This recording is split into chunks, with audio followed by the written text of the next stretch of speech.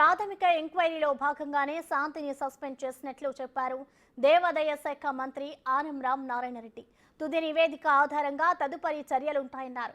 YCP MP Vijayasai Reddy న్యాయవాది సుభాష్ అండదండలతో శాంతిపై గత ప్రభుత్వంలో ఎటువంటి చర్యలు తీసుకోలేదని చెప్పారు. మరిన్ని వివరాలు మా ప్రతినిధి సురేంద్ర అందిస్తారు. ప్రస్తుతం మనతో పాటు రాష్ట్ర దేవాదాయ శాఖ మంత్రి ఆనం రామరెడ్డి ఉన్నారు. వారితో మాట్లాడుతుంది. సార్ చెప్పండి, ఈరోజు దేవాదాయ శాఖ సహాయ కమిషనర్గా ఉన్నటువంటి శాంతి మీద నివేదిక కూడా మీరు ఆదేశించినట్టుగా తెలుస్తుంది. మీరు ఎలాంటి నివేదిక ఆదేశాలు జారీ చేశారు? ఆ నివేదికలో ప్రధాన అంశాలు ఏమై ఉండొచ్చు? ఇవాళ మా అసిస్టెంట్ కమిషనర్ శాంతి గారు ఆమె వ్యక్తిగత జీవితం మీద వచ్చినటువంటి ఆరోపణలతో మాకు ఆ వివాదాస్పదమైన సంఘటనతో దేవాదాయ శాఖకు ఏ సంబంధం లేదు. మొదటి. రెండవది, ఆమె చేసిన అవకతవకలు, అవినీతి, దోపిడీ, ఆ దోపిడీకి మద్దతు పలికినటువంటి వ్యక్తుల యొక్క ప్రమేయం, ఇవన్నీ కూడా ఎంక్వైరీ చేశాం. ఆ ఎంక్వైరీలో బయటపడింది. ఇప్పుడు తాత్కాలిక ఎంక్వైరీ రిపోర్టు మా దగ్గర ఉంది. దానిలో ఆమెను సస్పెండ్ చేశాం. సంక్షిప్తమైనటువంటి నివేదికని 10 రోజుల లోపల ఇవ్వమన్నాం. నివేదిక ఆధారం చేసుకొని మేము చర్యలు తీసుకుంటాం.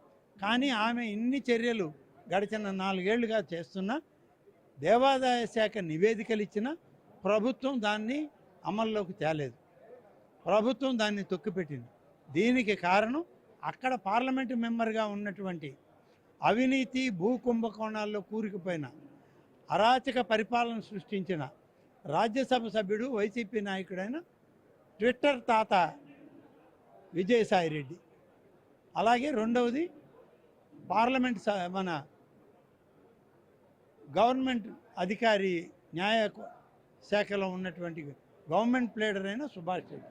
వీళ్ళిద్దరి ప్రమేయంతో దేవాదాయ శాఖలో చర్యలు చేపట్ల. ఇవాళ మేము వచ్చి అవి వెలికి తీసి సస్పెండ్ చేసాం.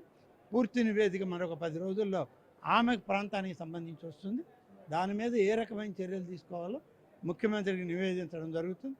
రాష్ట్రంలో ఇంకొక దగ్గర కూడా ఎలాంటి అవకతవకలున్నా పూర్తి నివేదికలు కోరడం జరుగుతుంది. అయితే మొత్తం మీద కూడా ఇటు ఏదైతే శాంతికి సంబంధించినటువంటి కేసుకి సంబంధించి ఇటు పూర్తి విచారణ కూడా జరగడం జరిగింది. అయితే ఇప్పటికీ నివేదికను కూడా సమర్పించడం జరిగింది. ఆ నివేదికకు సంబంధించి ఆ మీద వచ్చినటువంటి గత ప్రభుత్వంలో వచ్చినటువంటి ఆరోపణలు అన్నిటి మీద కూడా పూర్తి విచారణ జరిపిస్తామని కూడా ఇటు ఆనం రామనారాయణ చెప్తున్నటువంటి పరిస్థితి. కెమెరామెన్ మనోజ్తో సురేంద్ర.